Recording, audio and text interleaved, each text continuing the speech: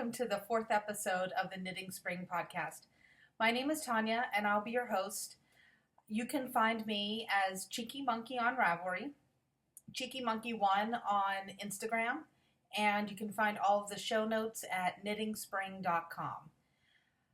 I haven't recorded in about 2.5 weeks because I had a relapse of my bronchitis pretty bad the day after I got back from Rhinebeck, and bad enough that my doctor requested that I limited my physical activity and stay home from work. So I only made it into work one day last week, and I apologize if there's any coughing in this episode, but I'm much better today. I feel a little tired, but I just think it's the middle of the week, and I'm just getting over that episode of bronchitis. So I'm doing much, much better this week. And so yeah, that's where I've been. I've been resting and trying to get better and get over this episode of bronchitis. It really got me down.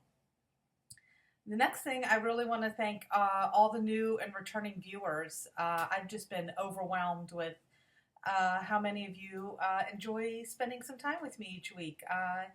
You never know when you start something like this what's going to happen. So it's been really exciting, and I appreciate you all coming back and hanging out with me for a little bit. I also wanted to thank Mina from the Knitting Expat podcast for her shout out a couple weeks ago on her podcast and mentioning me.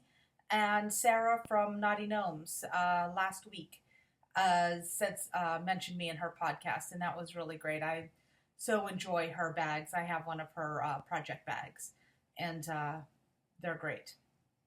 I really want one of Mina's, but you'll see I'm sort of, taking a little bit of time from Rhinebeck before I make any new purchases. I haven't made any purchases since Rhinebeck, which is going to be 2 weeks this coming Friday. And then I also wanted to thank Carlene from the Carleology podcast for mentioning me as well, and sharing some of the things that I enabled her to buy. I feel like Shannon from Minerva Turkey, enabling everybody to buy great stuff. And I definitely wouldn't have encouraged her if I didn't absolutely love what I had gotten from there. I'm just going to show you a couple of finished objects this week. I didn't do much knitting when I was sick. I just sort of concentrated on these two projects. And this week I've started on a few things, but I'll save those for the next episode. And I will just show you right now. There are 2 Christmas gifts. And the first one is my brother's Christmas hat. That's what I'm calling it. It's the Turn a Square hat by Jared Flood, and the yarn is Miss Babs Edison Bulb, so I don't know how well this is going to, that's not too bad, show up on camera, but this is, he asked for a fluorescent hat for Christmas, so this is it. And you can see it's bright, it's definitely bright, and this is going to be such a nice warm, and it's really soft, and I haven't blocked it yet. I haven't blocked my other finished object yet either. I was waiting to show this here on the podcast before I, blocked it and did everything. But, so yeah, I'm really excited to give this to him. And I used US size 4.0 millimeter needles for the ribbing, and I just did I think the pattern calls for, looks like it's, 2x2 ribbing, and then I used US 7's 4.5 millimeter needles for the body, and then switched down to double points for the decreasing. And I can't wait for him to try it on. I'd put it on, but maybe. Let's see, take those off. I always have sunglasses on my head, but it's a little big on me, but I think it's gonna be perfect for him. So. Sorry, my hair. So I think it's going to be perfect for him. So I'm really excited to give this to him. And then my second finished object is, sorry, I'm fussing with my hair and looking at it in the camera, is a big one. It's my sister-in-law's sweater. So here it is. It's beautiful. It's all finished. All the ends are woven in. And the pattern is Caramel Latte by Danny Sunshine. The yarn is Fido Burr base. It's her worsted base, and it's in the Dire Wolf colorway. And I used US size 8 5.0 millimeter needles on the body, and all the it's a variation on the moss stitch ribbing. I used a US 7 4.5 millimeter needle, and it's just a beautiful silvery tonal gray, and it just knit up so beautifully. And there's the sleeve, and I used all but 15 grams of the yarn that I purchased. I purchased 7 hanks of yarn from Fido, and I used all but 15 grams. So I was kind of nervous there at the end if I was going to have enough, but I definitely had more than enough for the bind off and everything. So I'm really excited about this. And I stopped a little short of where, about an inch or so from where I thought it was comfortable, but this is superwash yarn, and I know it's going to stretch. I had on a sweater yesterday, my Eek sweater, the blue one I showed short sleeve a few episodes ago, and it definitely, that's superwash merino as well, and it definitely lengthened for sure. And so I know this will lengthen as well. So I know this will fit her perfectly once I blocked it. I did weave in all the ends before I blocked it because I'm not stretching this at all. I'm just washing it and soak, and then I'm just going to lay it flat to let it dry. And so I don't think I'll have any problems with, and it shouldn't. I mean, I don't want this to pull. I don't want this to stretch because I tried it on myself and it fits me nicely, to my body, but she wanted oversized, and so she's smaller than I am, so I know that, sorry, I'm just checking my time because yesterday I put it on Instagram, but I started recording and I must have hit a button or my mouse or something, and I recorded about 3 minutes of the episode, and then I sat here for the next hour or so talking to myself, and I didn't realize that until I was going to hit the stop button, and it looked like I was going to start recording, and I was just flabbergasted. I couldn't believe I did that.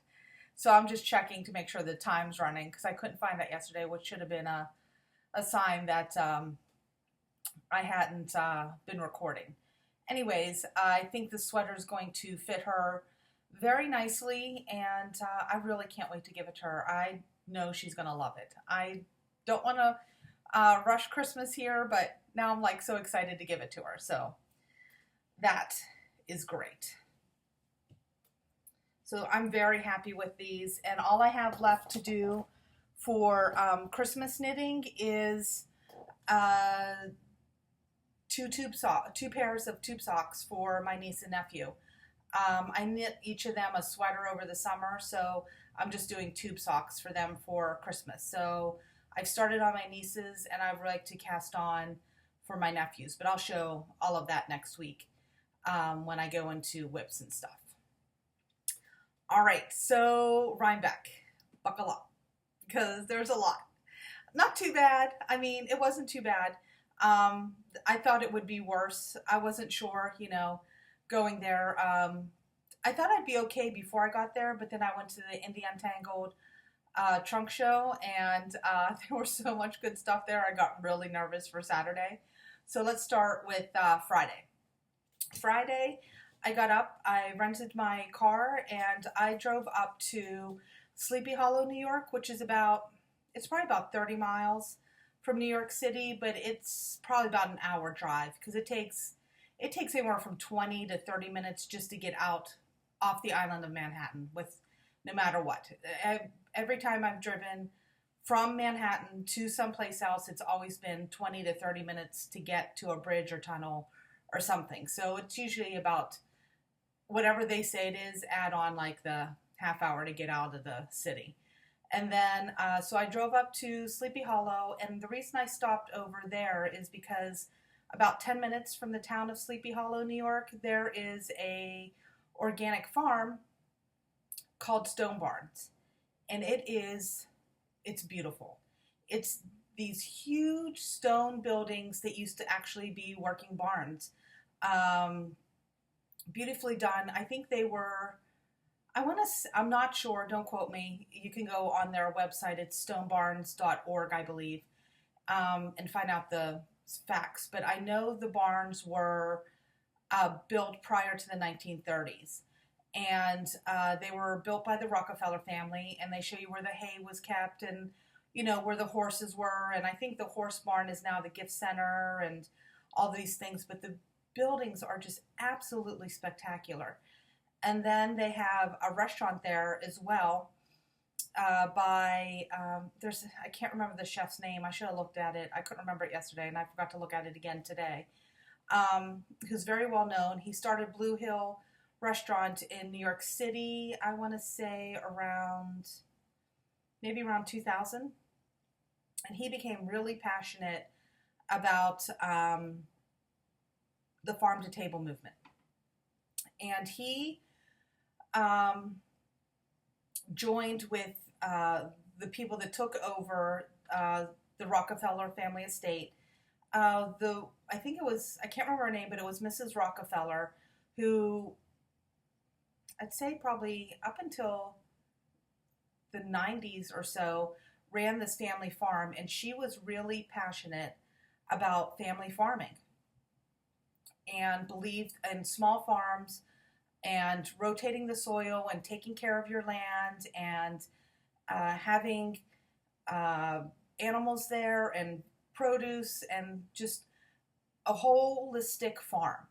And this is what their mission is, to continue that idea from Mrs. Rockefeller. And I took a 2-hour tour. I honestly could spend the rest of the podcast just talking about Stone Barns. I was there about 3.5 hours, about 3.5 hours. I took a 2-hour tour, and then I roamed around a little bit on my own, and it was just absolutely spectacular. They have a program where they make homemade bread, and it's not just homemade. They work with local farmers who produce wheat that has flavor, and it tastes totally different than the wheat bread that you buy in the grocery store. The way they process it, the land is rotated, and all these things. It's really fascinating. And she took us all over the farm and showed us these different things that they're doing, and they have a program for young men and women who want to become farmers and start their own organic farms to help them with grants and stuff to get on their way. It's a really, really wonderful place, and they're doing some really great things. So after I left there, I checked into my hotel, and then I stopped by the Harley-Davidson store in Woodstock, New York. And I always stop at a Harley-Davidson if I go someplace new. My brother has a Harley, and he rides occasionally. And so I always pick up a t-shirt or a sweatshirt or something for him and my nephew. So I stopped there, and then I made my way over to the Indie Untangled Rhinebeck Trunk Show, and there was a crowd there. I got there about 5:15, and I was talking to a woman who said she got there at about 3:30, and there was already a line. She said there was already people waiting that early to get into the show.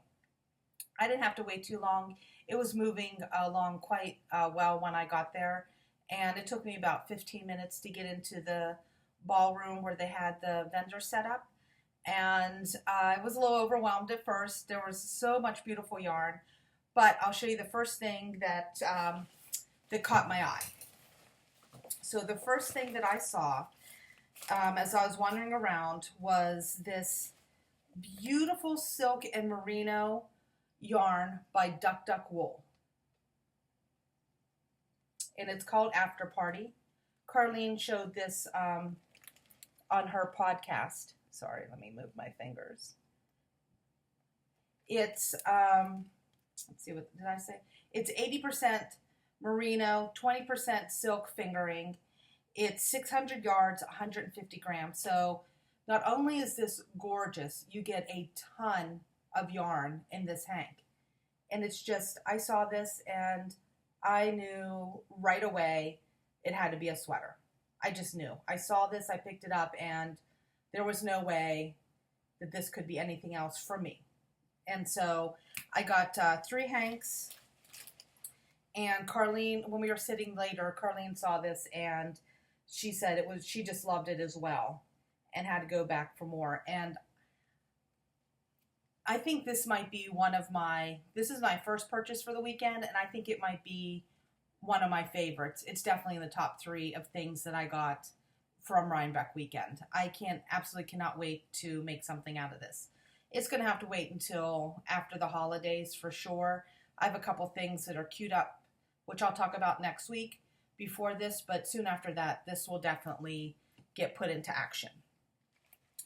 Then I went over to Sophie's Toes, and it's called Sophie's Toes Sock Yarn.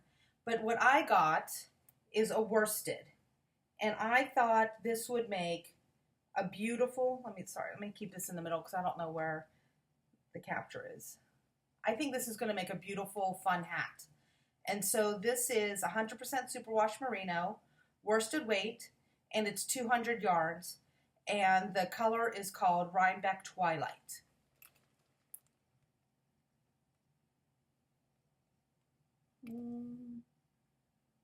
Okay.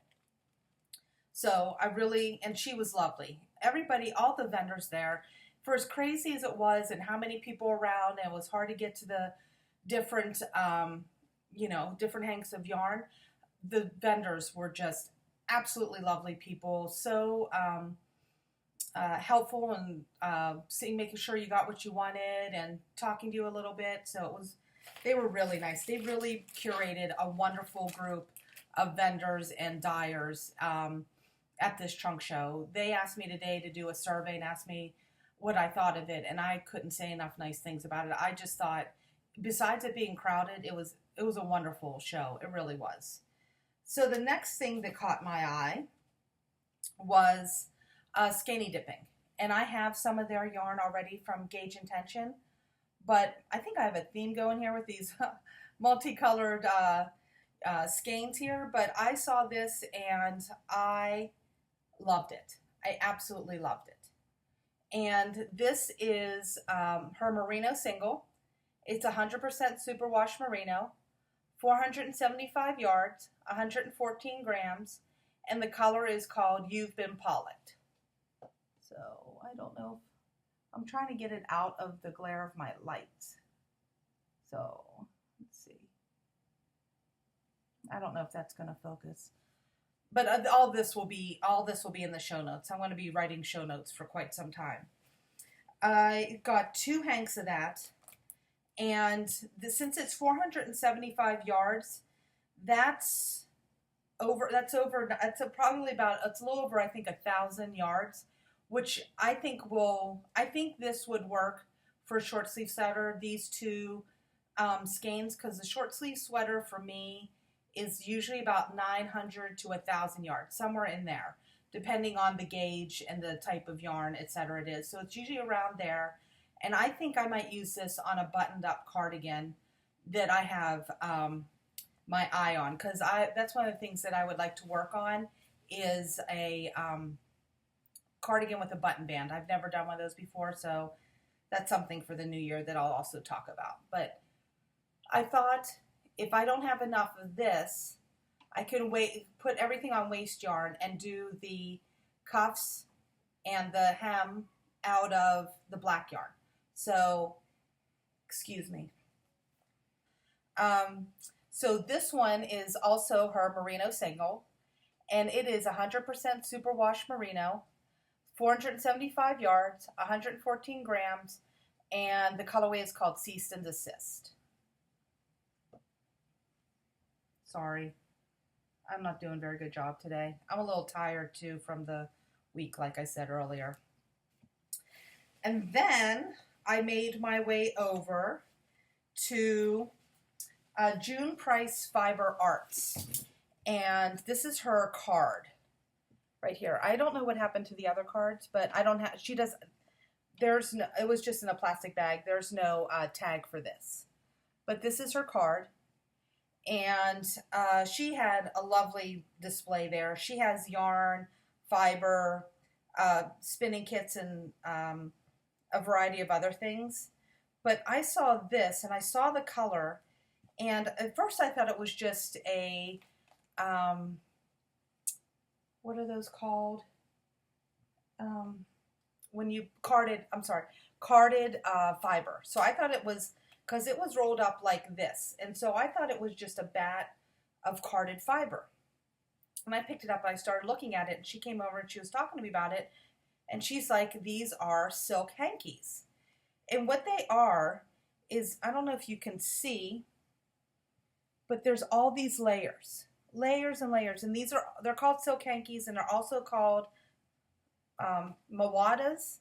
And I'll put silk hanky and then spell out mawada in the show notes as well. But so I came home from Rhinebeck when I was recuperating, and I started looking around and looking up about these mawadas, and there's quite a few people that sell them.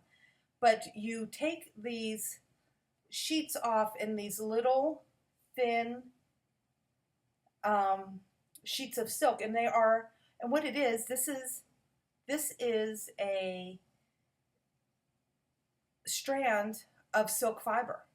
So what you do, I'm not going to do it, but you poke a hole through this and you separate it, and I have something that I started, and what you do is you pull it out to this, like, I don't want to say hank, but it's what you would get if you had yarn like that. So you get this like square of fiber, and it's all attached. So it's all attached around. There's no open end. And that what you do is I don't know if I can do this if I'm strong enough. This has already been pulled apart a bit. It's hard. You pull it and you draft it. So you keep drafting it till you get to the type of yarn that you want to use. And you can either spin from this or knit directly from this. I mean, it's really fascinating. And drafting this I knew silk fiber was very strong, but you do not even realize how strong it is. Because when you get some yarn, you can just pull it apart with your hand. Sometimes you don't even have to cut it. There's no way. I mean, you have to pull and pull and pull on this. The fibers are so long, you can't pull it close like you do some short fibers like merino or something. You have to really be far apart, and you really have to use some muscle going into drafting this. But it is absolutely fascinating, and I really want to work with this. This is another favorite thing that I found, and it is so incredibly soft. I mean, you just can't believe it. And you can also just pull this apart like this further if you just want to get thinner and bring it down so that you have these two sort of loops of fiber. So you can just keep pulling it apart and drafting it, and then eventually you'll get to a point where you can break it apart. And I started spinning a little bit of this this past weekend, and it spins. I mean, I'm so new. I am like the newest spinner. I just bought these spindles 2 weeks ago, and so I took some of this and started spinning it, and it's beautiful. I mean, look at those colors, how they and it shines in the sheen, and it is just absolutely beautiful, beautiful. I was so happy with this, and I saw that Miss Babs and I think Blue Moon Fiber Arts as well, I think, sells these mawadas. But I got this from June Price Fiber Arts, and she was just absolutely lovely. She took the time to show me what this was and how to pull it apart and draft it, and she's very practiced at it, but I am not. So after that purchase, I sort of the room was really hot and crowded, and I'm like, okay, I I got my goodies, and it's time to sit down and have a drink and relax a little bit. And I ran into Carlene from Carly Energy in the room and told her I was heading over to the bar and catch up if she wanted to. And once she got finished, she did the same. She came over to the bar at the Best Western, and we sat there and we talked to a woman named Steph Noble. Hi. It was so lovely to meet you and catch up with you, and I had a really good time Friday night. So, hello. And we all just sat there for a little bit and chatted and looked at our purchases and what we got and what we were looking for, and etc. And then shortly thereafter, Kristen from the Yargasm podcast joined us, along with Laura from the Dyer's Notebook and Maria from the Subway Knits podcast came over as well, and we all sat and hung out and talked about our excitement, and we were there for a couple of hours just relaxing and having drinks. So it was really lovely and nice way to end the day, because I was up quite early and then I had to drive back. My hotel was about an hour from Rhinebeck, because that's as close as I could get to Rhinebeck, because I didn't decide to go to the festival until July. So definitely late, and I won't be making that same mistake for next year, which I would, I definitely think I'm going to have to go, even though this was quite the budget buster. Not too bad though. I mean, I stayed within what I thought I would be spending. So it wasn't quite so outrageous for me. I had an idea of, I know what I'm like with yarn and what I wanted to get. And so I had an idea. So I was, for my budget, I was pretty close to where I thought I'd be spending. So I was very happy with that.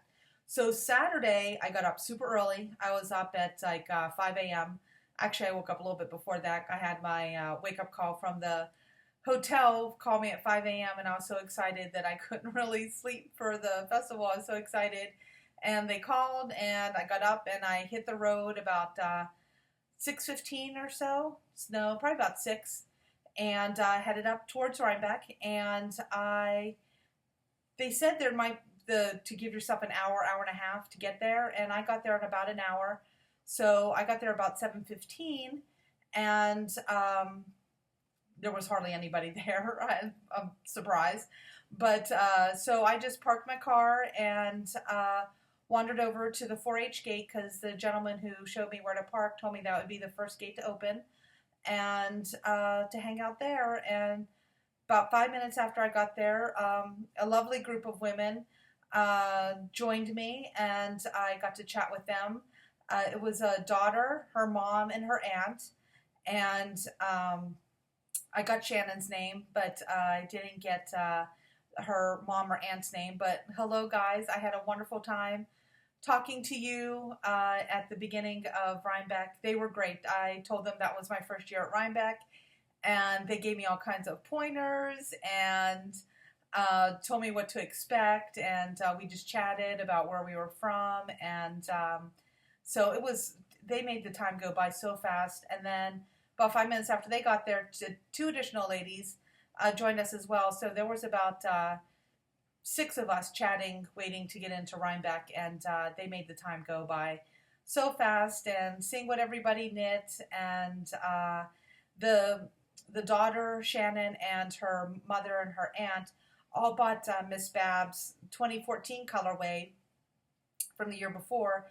They each knit a different shawl, and each one of them turned out beautifully. It was just, it was so nice to see the yarn knit up in different ways and listen to their stories, etc. So I stood there. I was like the first person in line at the gate. I did not expect that at all. That's not something I planned. It just happened out that way. There was no traffic. Surprise, at 6 o'clock in the morning on a Saturday. And so, I'm sorry about the pause in the video. I am still coughing. So once it opened, the last 10 minutes was the longest waiting to get in. So I I power walked over to Bosworth. That was where I was headed to. The ladies next to me wanted to go to Miss Babs and Jenny the Potter. That's most of the people at the beginning of the line. I heard everybody was trying to go to Jenny the Potter or Miss Babs, and some people were splitting up. One would go here, the other would go there, and etc. So they had like a whole plan, which was fun to hear about. And my mission was to go to Bosworth because I really wanted. My goal was to look for spinning material, and that's what I wanted. I figured I had yarn in my stash, and whatever I got was sort of cream on the top. So the first place I went to was Bosworth, and I already showed you this one. This is the Moosey, and it is a rosewood shaft, and it is 32 ounces, and I lost the tag already. I have the tag for the other 2 spindles I got, but I don't know what I did with this one from Sunday. But it is absolutely beautiful. And when I was spinning the silk fiber on it, this thing, boy, does this thing spin. Wow, is this a little workhorse. And it's got I just think these are so neat, so well done. I love craftsmanship. My dad's a woodworker, and so I just love to see handicraft. And well, I guess I'm a knitter as well, so I obviously really like handicraft myself, but I really appreciate attention to detail in woodwork for sure. It's absolutely beautiful. The next one I got from Bosworth is this zebra wood, and I do have the tag for this one. This is zebra wood, and it is 37 grams, and that's all it says. Just Sheila and Jonathan Bosworth. But there's their tag. And I think this is just, this looks like it's probably just maple. The shaft is maple, but the whorl is zebra wood. And that really caught my eye, and it was the right weight. I was looking for specific weights of spindles. I read a lot about spindles, and I took Drusilla Pettibone's Fluff to Stuff on Craftsy about a week before Rhinebeck, just so I could understand more about spinning. I know I know a little bit more now from watching the class, but at the time I virtually knew nothing about spinning except for the little bit I've heard about from you various ladies on podcasts and talking about it. But I sat there and she had a wealth of information. The class was on sale for $20 the week I bought it, and it was worth every single penny. There were just little tidbits in there that she told you about things. You could see how, she was drafting different things, how to use different types of spindles. She talked about preparing fiber if you wanted to start from the very beginning and start with a fleece, and very, very knowledgeable woman, and I highly recommend the class if you're interested in spinning at all, or if you want to know a little bit more about it to see if you'd like to do it. It's you look for their sale for $20, to see if there's something you're even interested in. She talks about different types of fibers, how to spin them, things like that. She doesn't get into great detail because it is a beginner class. She says you don't have to know anything about spinning, but there's a wealth of information there. I highly recommend it. The next, shortly thereafter, I'm just going to keep on my spindles for right now. Maybe 2 stops later, I got this spindle. I happened upon this booth, and Bosworth did not have any bottom whorl spindles in their booth, and I really wanted a supported bottom whorl spindle. That's the first spindle that Drusilla recommended you start on, and you can see I just started spinning. I mean, this is the very first thing I have ever spun in my entire life is right here. So you're seeing it. This is it. This is the very first thing I spun. And it's not too bad. I mean, but I still have a long ways to go, and I know I have to be patient and just sit and practice. And she's like, everybody's different, so I need to just take 10-15 minutes every day and just try to do this. And everybody who says that top roll spindles are easier to learn on than bottom roll, I agree. As a brand new newbie spinner, this was a lot easier for me to control than this one. But you learn a lot about spinning with this bottom roll. And so that's why I got both of them, just to see where my comfort zone was and the different techniques. And both of these are very nice spindles. This one's a little heavier. This one is from Texas Jean Spindles, handcrafted fiber tools. It looks like it says the wood type is, and it looks like chicken to me. Chicken maple. The weight is 47 grams. I mean, that looks like chicken to me, but I don't know what chicken type of wood chicken is. You know, I don't know that much about wood, but I'm assuming that this part, the whorl, is the chicken, and then the shaft is definitely maple. But that's what this is. And then after I got from Bosworth, I went over to Loop. And I ran into Carlene there again, and we were both there looking at the various bumps that they had. And the first one that caught my eye is, no surprise, fluorescent pink and black. So I found this one. And what appealed to me not only were the colors, so this one is mostly, I'm trying to look at this, and this looks black, but it's almost like a purple black. It's very beautiful, very subtle. There's a lot of depth to this black. It's not just a solid black. There's some purple, if you can see, sort of carded or combed into this bat. Quite beautiful. And this, look at that luscious, I'm a sucker for this fluorescent color of pink. Just absolutely beautiful. And the colorway is called Wildflower. It's 2.8 ounces, and it is merino, bamboo, and tussa silk. So the reason that this one really caught my eye was that it was not a full bump. And I thought this would be less intimidating for me to start spinning. So I liked that it was smaller. That was a definite positive for me, because I feel like I won't get overwhelmed with the quantity and feel like I have to get through something. Like, I feel like I'll be able to take my time and really be able to work, looks like alfalfa, work this bump and get as much out as I can. I don't think this is going to be too soon, but you never know. You never know where I'm going to get to. So very excited when I found that. And then I was wandering around and I saw this beauty of a bump. Just absolutely beautiful. I love turquoise, blue, and olive together. I just love the naturalness of this. The blue, and then there's this like light pale olive green, and then like a camel color in there, and this beautiful cream color. And you can see there's Angelina in there. I think you can see a little bit of that sparkle.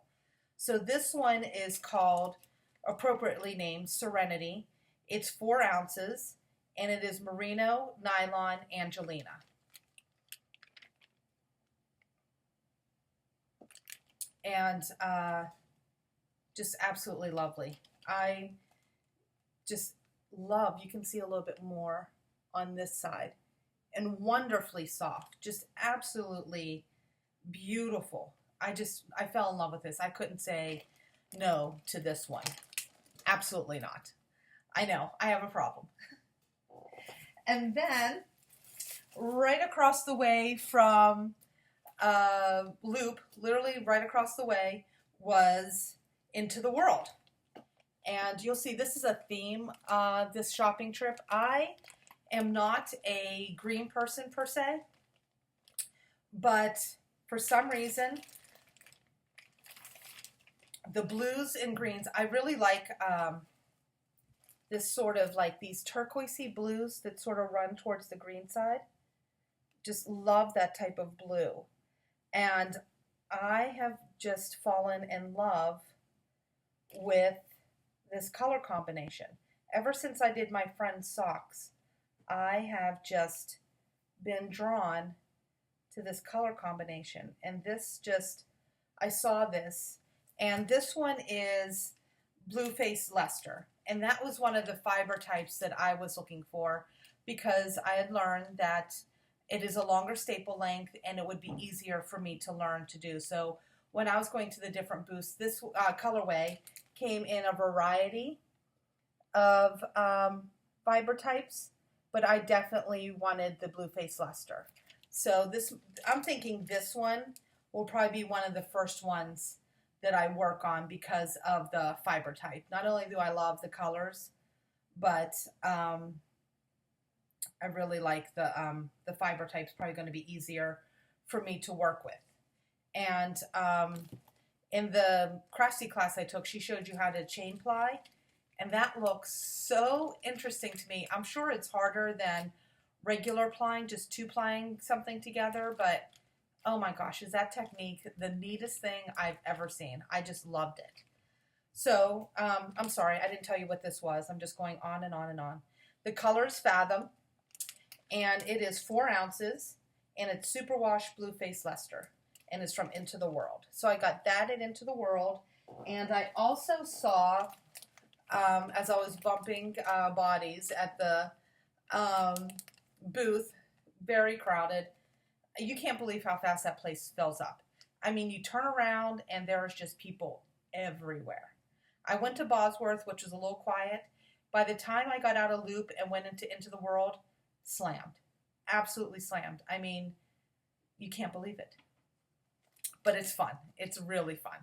So what this is from Into the World as well. And I saw this and it said odds and ends. And it's a random assortment.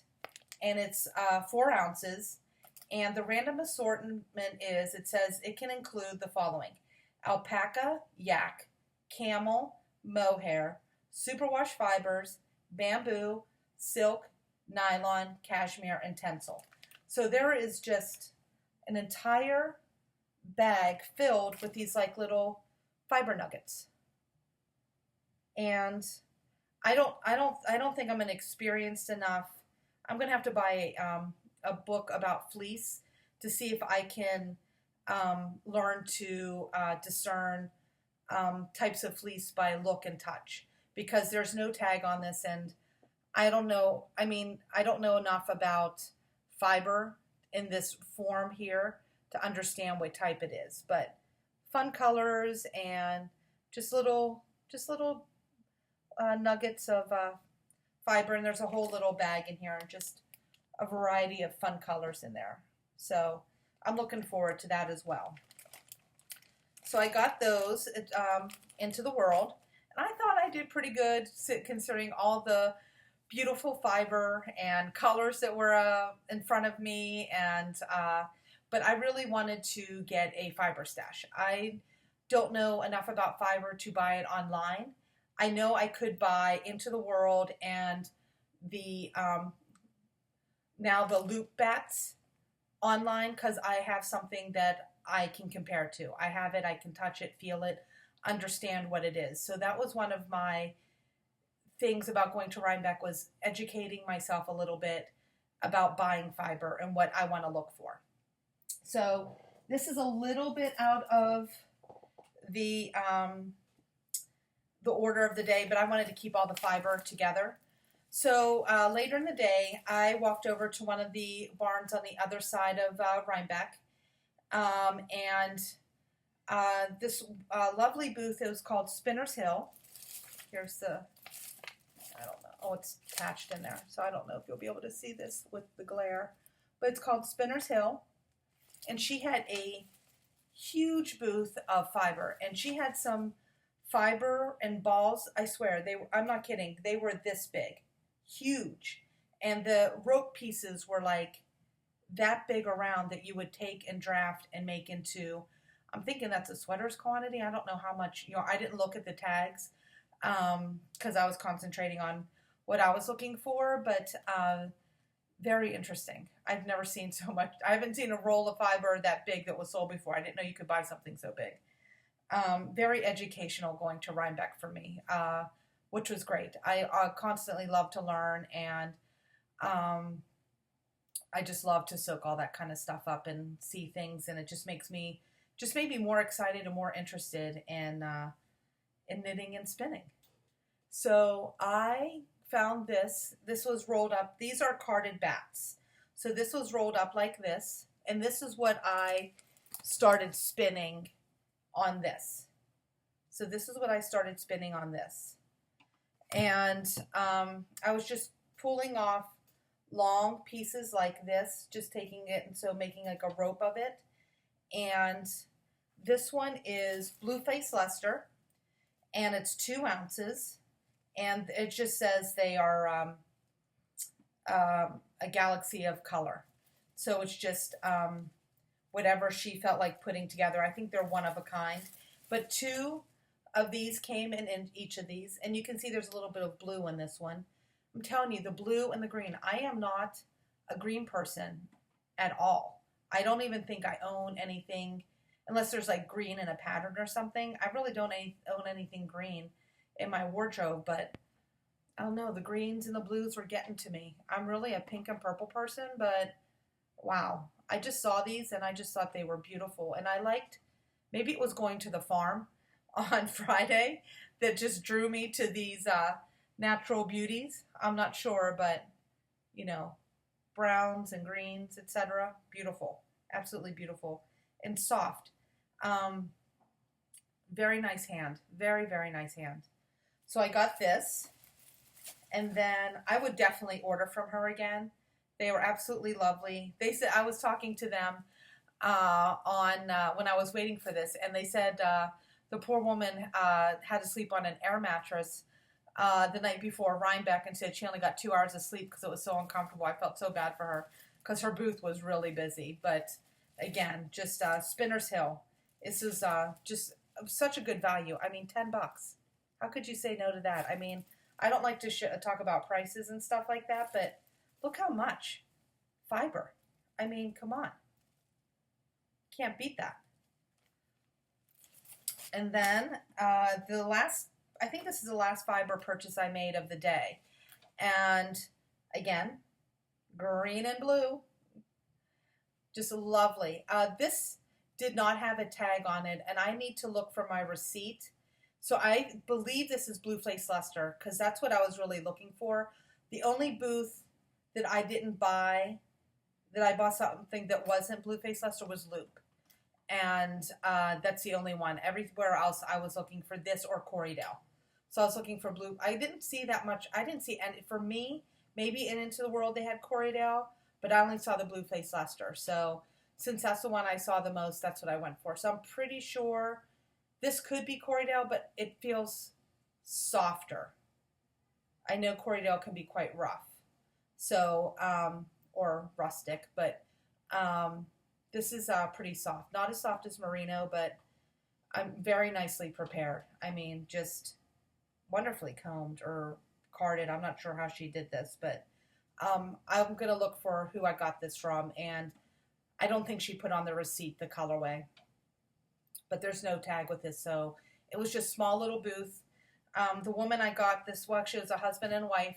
They process fleeces, so anybody who bought a fleece at the Rhinebeck fleece sale could use them to process fleeces. And then she had a little booth of yarn and fiber, so I stopped by there. And this is just next on the pile, but Jenny the Potter was across from this couple's booth. And I did get something from Jenny the Potter. I wanted something just to commemorate that, to get something from Jenny the Potter, because I know she's really hard to get stuff from. So I just got some stitch markers. I got just her classic stitch markers. And what I really liked about these is that she has, I don't know if you're going to be able to see this, but many of you may already have these stitch markers and know this, but She has like SSK on the back of one, a little asterisk, an increase, and this one that's covered up is knit two together. And as I was getting these from her, this was later in the afternoon that I got these, so there wasn't, there was still quite a bit in her booth. She still had bowls, and all the Rhinebeck mugs were gone, of course, but stitch markers, tons of buttons, and various things in her booth still in the afternoon on Saturday. And I was talking to her as I was waiting because there was an issue. At the time, I guess it was just getting overwhelmed. There was an issue with internet and processing credit card information with the, not that the woman in front of me had anything bad with her credit card. It was just trying to connect to the service to be able to pass the card through. So I was standing there talking to her and telling her how I thought these were so neat. And she developed these because she has a tendency to put her knitting down for quite some time and forget where she is. So these were little reminders for her to tell her what she needs to do and where she is in her knitting. So I thought that was neat. She's a lovely woman. And then I got this was over in I think this was in the Sea Barn. I was wandering around over there, and I really wanted to get something for my niece and nephew from Rhinebeck. And these are, I guess you could use them as tree ornaments. I don't know if they'll leave them. They're kind of big, but they could be an ornament for the tree. But a cream-colored alpaca for my niece, and then I got a gray alpaca for my nephew. And I thought maybe I could make little scarves or something for them. But tiny little scarves, you know, on like maybe zeros or ones or something. Some out of tiny yarn. And just put those on there. But really cute, beautifully made. And he had a ton of, this is from Lennart. Sorry, I got this from Lennart. And he had penguins and octopus, spiders, tons of little felted animals. But I liked the alpacas because I thought they were more reminiscent of Rhinebeck. So I was excited about those. And then I hit Miss Bab's booth. And earlier in the day, I did take a break after going to Into the World and Loop and Bosworth. The artichoke line was pretty small. There was only like 3 or 4 people in line, so I thought that was a good time to go over and try that out. And sat down and looked at my map, saw what I had gotten, and wanted to take a few minutes just to look around and take it all in. And the artichokes were good. It was really fun to get those. And then later in the day, I got to, I'm part Polish, and they had a kielbasa and pierogi stand. So I definitely had to try that out. They were pretty good. Not as good as the homemade pierogies I get from the Ukrainian church in Carnegie, but they were up there. I was definitely impressed. But and my uncle makes homemade kielbasa, so I'm a little bit biased on that food type. But very well done. I definitely enjoyed it, and I'm glad I got to try it. So that was fun. You rarely get to see kielbasa and pierogies at a fair. I'd never seen anything like that outside of Pittsburgh, so that was a lot of fun for me. Maybe you Chicagoans get to see that too, because I know there's a big Polish community in Chicago. So later in the day, probably it was shortly before the podcaster meetup, because I saw everybody heading over to get some lunch, and I thought, well, maybe if I go over now, it'll be. Which I think wasn't too bad, because I heard that Miss Babs was just like crazed at the beginning of the day. I don't know. I didn't even go over there to look, because I'm like, I don't know if I can handle that. So I went over probably about 12:30 or so, and it wasn't too bad.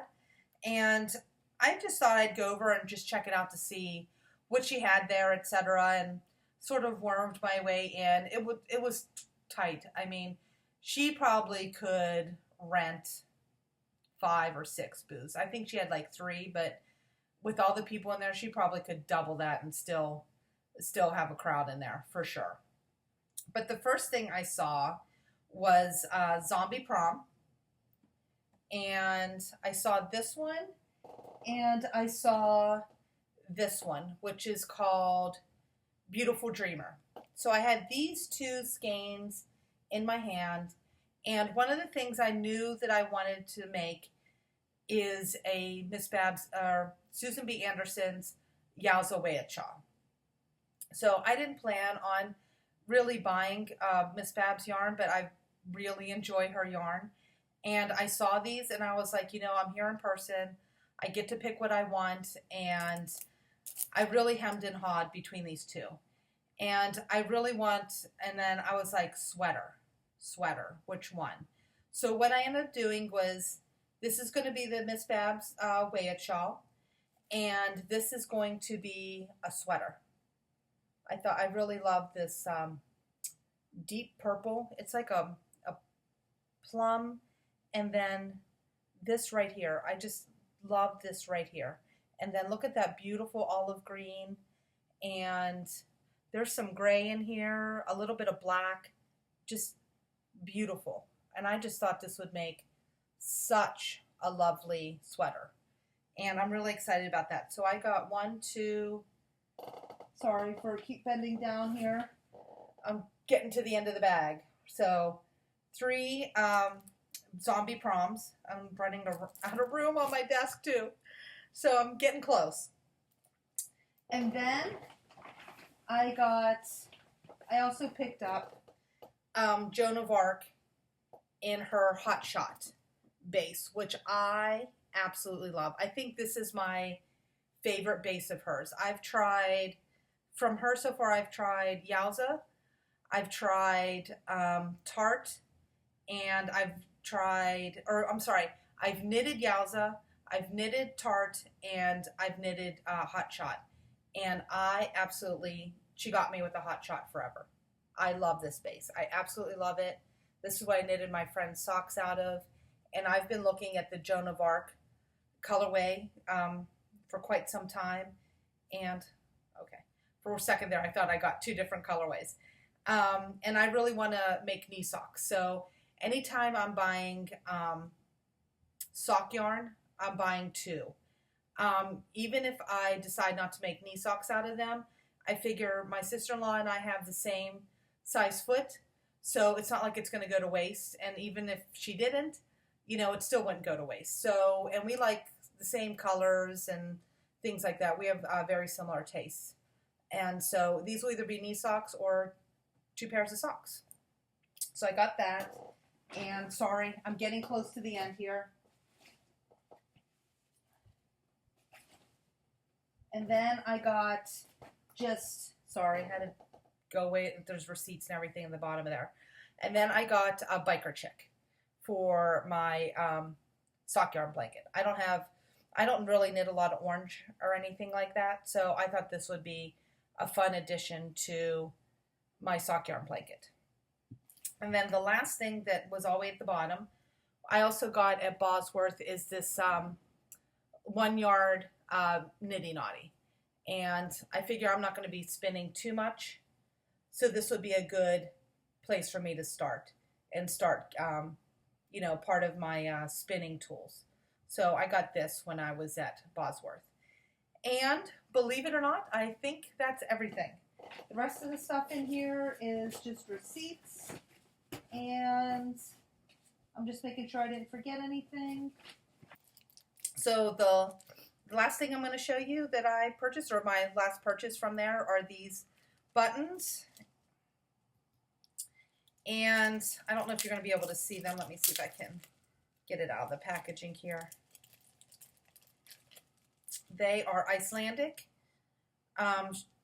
sheep horn buttons. Really beautiful.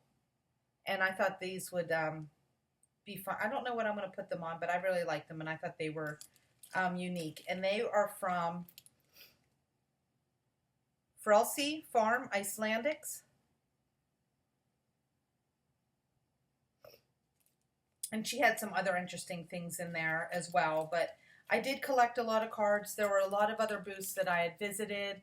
But I collected a lot of cards for future purchases because you can't buy everything. Well, I wish I could, but I can't buy everything that I see that I liked. So I just took a bunch of cards and have them in a little book for me to go, as the year progresses or sometime in the future to, check out and see what else they have online.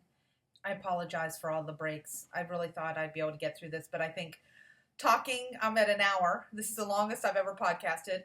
I think it's taken a toll on my throat. So after I got the buttons, or I forget what the last. Oh no, Miss Babs. Miss Babs was the last thing that I got. I walked over to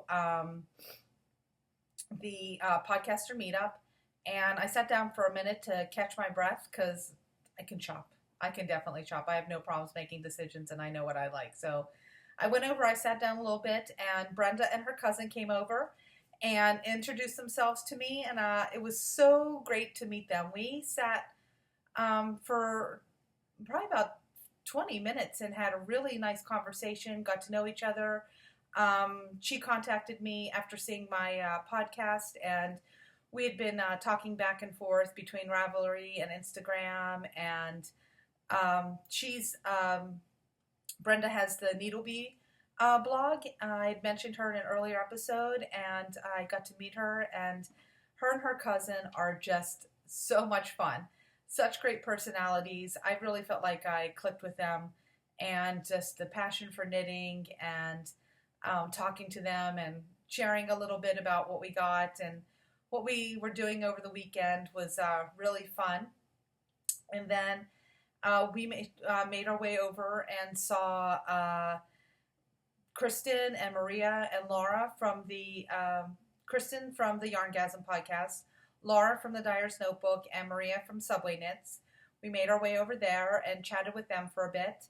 And then Carlene from Carlenergy was there as well, and I chatted with her and got to meet her boyfriend, who was just so interesting, such a nice guy, just, such a good sport, and really gets the knitter idea.